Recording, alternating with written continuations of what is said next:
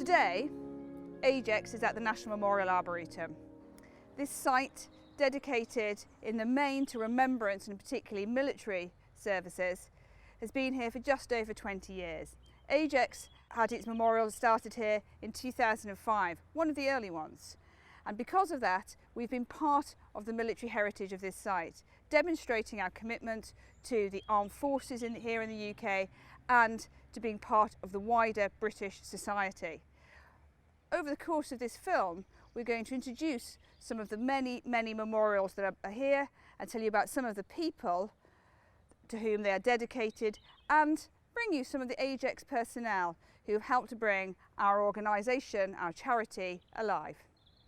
Britain's Jewish community has a long history of voluntary military service that helps to bind the British and Jewish experiences together, providing a strong part of our joint history and values.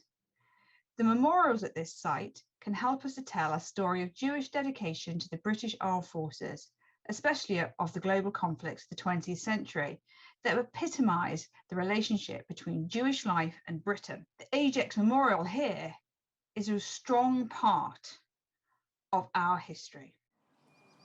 AJEX was created by many of the 50,000 and more Jewish men and women who had served during the First World War, a conflict that changed the world and brought people from many backgrounds, religions and nations into contact with one another.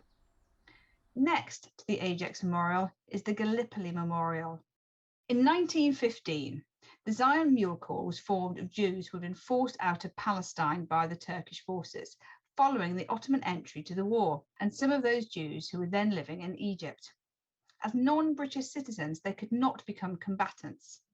Despite this, the volunteer unit displayed many examples of bravery and dedication as they became part of the troops sent to serve in the Gallipoli campaign. Amongst their number were the Zionist heroes Zev Jabotinsky and Joseph Trumpeldor. The Gallipoli campaign was one of the most brutal theatres of the First World War. In the memorial, you can see the branches of the dead trees still with their branches held high, emulating the men on the landing beaches, holding their hands up skywards. The Zion Mule Corps was the first volunteer military Jewish unit for thousands of years. They were disbanded as the Gallipoli campaign ended, and many of those men transferred to other British military combatant units. Some went to the next British Jewish unit of the Royal Fusiliers, created in 1917. Of those thousands who served across the British Army, the Royal Navy, and then the RAF, many were killed and others returned. War is brutal, and a reminder of that is the story of one of those who was commemorated at this site by name. Those remembered at this memorial were found guilty of crimes that could be very serious, but might also have been as a result of being traumatised by war. The Shot at Dawn Memorial, number 329, is on the eastern fringes of the National Memorial Arboretum. It is where, at first dawn, at first light, the first rays of light hit the enclosure. And it is there that you will see a statue some 6 foot 8 inches high on a pedestal depicting one of the victims, and he is wearing a blindfold, although that wasn't required. His hands are tied behind his back. He has a medallion on because that was the aim which the sharpshooters had to aim at, his medallion, and he's looking towards 5 trees which depict the firing squad. There was one Jewish boy who was arraigned and tried. His name was Abraham Beverstein, and he was 17. He had changed his name to Harris because he didn't want his parents and family to know that he had signed up, but he also unfortunately was sentenced to death. When Des Brown was the Secretary of State for Defence, he did pardon them, and I would like to just quote what he said at the time. He did not want to second-guess the decisions made by commanders in the field who were doing their best to apply the standards of the time. But that, and I quote, "It is better to acknowledge that injustices were clearly done in some cases, even if we cannot say which, and to acknowledge that all these men were victims of war. The pardon did not, however, affect the conviction or sentence. We in AJEX, at our annual pilgrimage to the NMA, can only do nothing more but remember these men.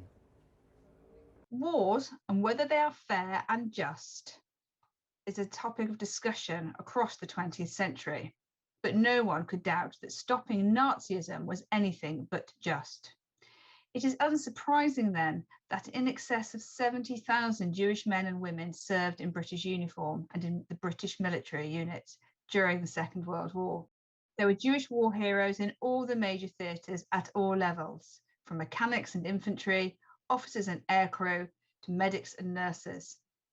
The many different memorials at the NMA represent many of those that were present during that conflict, and Jewish names could be attributed to most of them. In the Pacific area, Jewish servicemen stationed in British territories in Southeast Asia were caught up fighting the Japanese. Jewish men were amongst the thousands forced into a surrender at Singapore in 1942, and some of those later captured in the region during the fighting. Many Western servicemen found themselves in the notorious Changi prison before they were placed in terrible prisoner of war camps. Jewish prisoners of war worked with each other and with some of the civilian internees to try and maintain Jewish services and mark holidays. They often included non-Jews in these events so that salvation and succor was brought to all. All the Western POWs supported each other, while the Japanese brutality tried to break their spirit and their bodies. The memorials in the Far East section of the NMA are a stark reminder of the damage that was done to those who served, but also to the bravery that they displayed. Of course, the Second World War was not just about armies. It was about saving our community's existence against a genocidal enemy. It required boldness and bravery never seen before, and that was delivered by thousands, often in secrecy and undercover.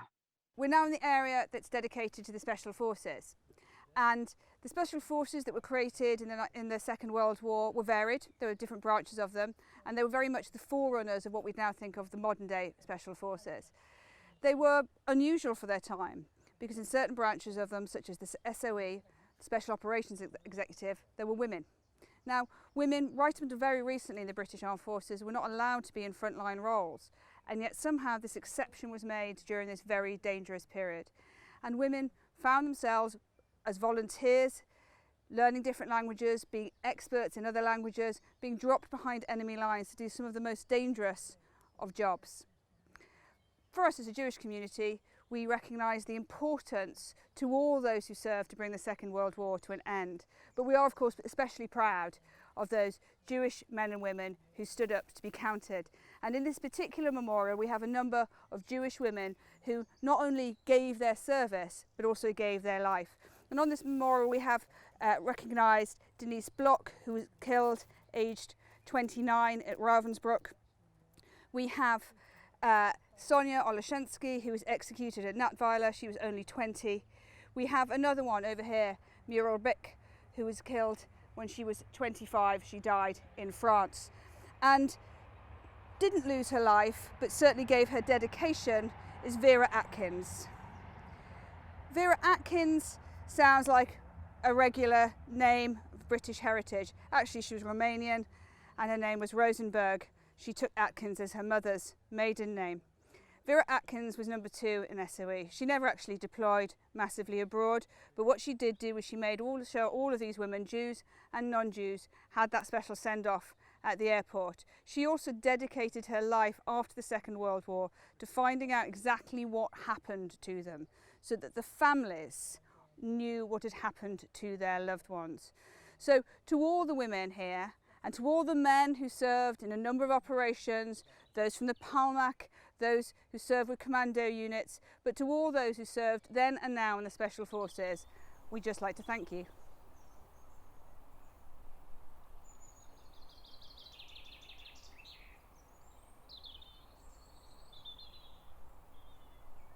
We're at the Polish Memorial. Now, before the Second World War, Poland was home to one of the largest and richest Jewish communities in Europe.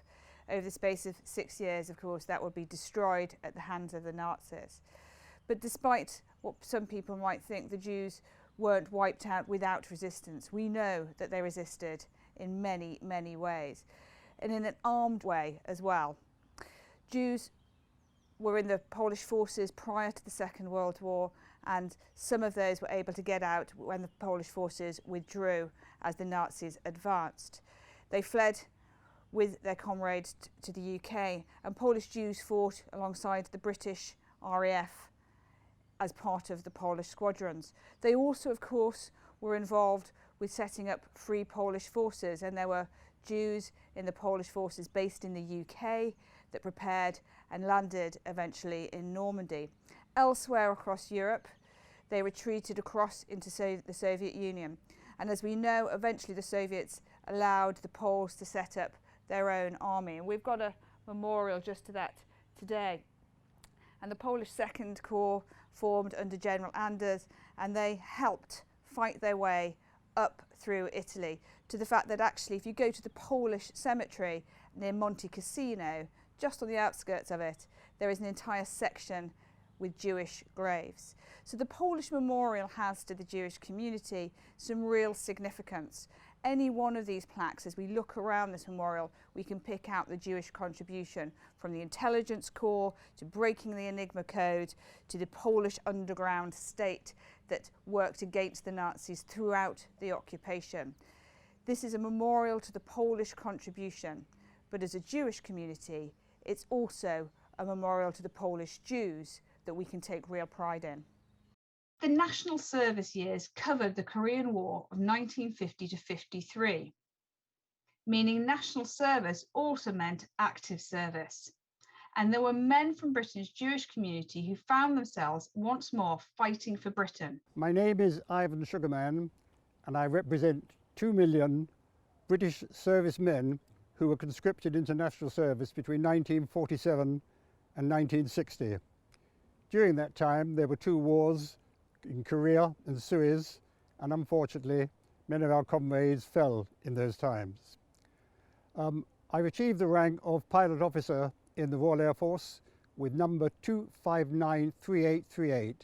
A service number is always inscribed on one's heart. I joined AJEX after I came out of the Air Force, and for the first few years merely participated in the annual parade.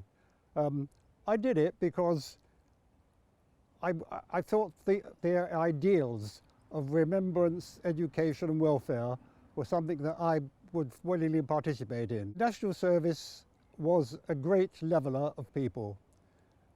Everybody at the beginning just hated the drill sergeants. There was no anti-Semitism I came across in the Air Force at all, possibly, as I say, because early on the hatred of the drill sergeants, and subsequently I became in charge of most of the sports that participated in the Air Force Station. It was a great benefit to me in the concept of life, because I met people from every walk of life. Eventually, national service ended and Britain returned to a volunteer professional military force. It was not only conscription that had been new from Britain's military in the 20th century, there had also been changes in who could serve. The 20th century saw dramatic changes for women in society. One of those areas was the armed forces.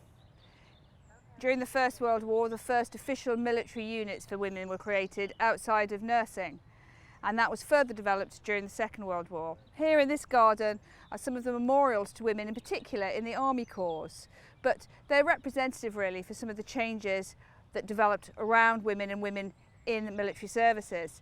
In the First World War, we saw the first of the army services and women's roles there. We also saw the creation of the Wrens, which of course is women in the Royal Naval Service, and when the RAF was created in 1918, it was the first military unit in the world to have women's units at its inception.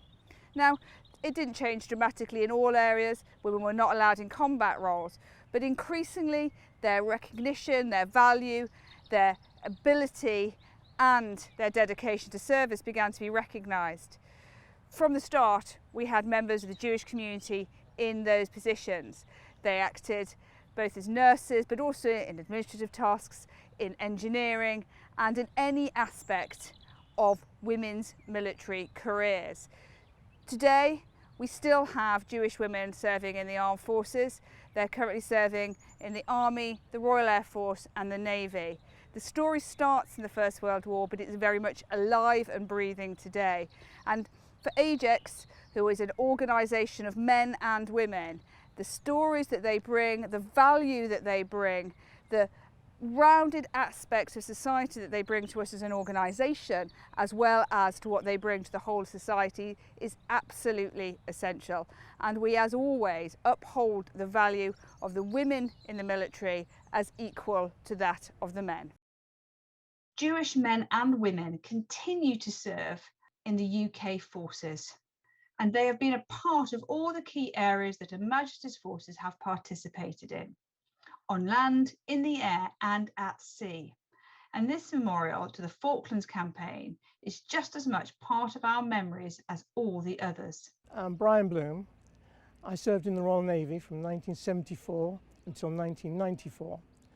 I served at HMS Northwood, which was the fleet headquarters, and it was from Northwood that we ran the Falklands War. The Falklands War is of particular importance to me because we lost one of our members, one of our Jewish members, in the Falklands. Private Jason Burt of the paratroopers. He was killed alongside Colonel H, who was later awarded the VC for that campaign. It's sad to relate that Jason was the youngest soldier to be killed in the Falklands. He was just 17 years old. It will always be in my mind that in AJEX we celebrate, we commemorate the lives of all those men and women who gave their lives, not just in the Falklands, but in all the previous wars as well, and the wars up to today. We were proud to serve in Her Majesty's Armed Forces, and we're still there serving in Her Majesty's Armed Forces. In recent conflicts, British Jewish men and women have continued to serve. They were in the First Gulf War, the Second Gulf War, Iraq and Afghanistan. A centrepiece of the National Memorial Arboretum is the Armed Forces Memorial. It lists the names of all those British service personnel that have been killed on active duty since 1945. Sadly, the space for names has filled up quicker than some had hoped. It is a magnificent memorial and a reminder that we still have men and women serving in dangerous situations today. I'm Dan Fox. I'm the Deputy National Chairman of AJEX JMA. We're at the National Armed Forces Memorial to men and women who were killed on duty or have been killed on duty since World War II. I joined the British Army Reserve, then the Territorial Army, in 2006, and I was honoured to serve in Afghanistan and in a number of roles since then. Since World War II, 11 Jewish servicemen and women have died while on operations in places such as Korea, Cyprus, Malaya, Northern Ireland, the Falklands, and of course most recently Afghanistan. And it's our most recent departed that I want to talk about today. In June 2009, Lieutenant Paul Mervis of the Rifles Regiment led a patrol in Sangin district in Helmand Province, Afghanistan. Sangin was to become the bloodiest location for British forces during our time there between 2001 and 2014. And June 2009 was probably our bloodiest month. Paul was leading a patrol to secure a school which had been recently recaptured from the Taliban. And while establishing defensive positions on the roof, an improvised explosive device that was booby-trapped detonated. Paul was caught in the explosion and, with the roof collapsing, fell through to the floor below, and he died a few hours later of his injuries. Paul has been commemorated many times by the Armed Forces Jewish community and by AJEX. He's commemorated on the wall here as well. And the tributes to him that were paid at the time and continue to be paid are incredibly moving. I would urge everybody who's watching this now to, if they can, seek out the tributes paid to him in the official MOD commemoration, the official MOD dedication to him on their website at the time. May his memory be a blessing. May the memory of those other Jewish servicemen be a blessing. And indeed, may we remember and commemorate and honour all those who have paid the ultimate sacrifice in pursuit of service to our country and to our communities. This has been a swift tour of the NMA. We could have stopped at so many more memorials. We could have picked out so many more names of men and women. Fortunately, we are here every year, carrying out our AJEX annual service and keeping all the names of those that have served and continue to serve alive. Thank you to the National Memorial Arboretum for having us. Thank you for sharing in our tour today. It's just a reminder that it's our duty to care, and we do it with pride.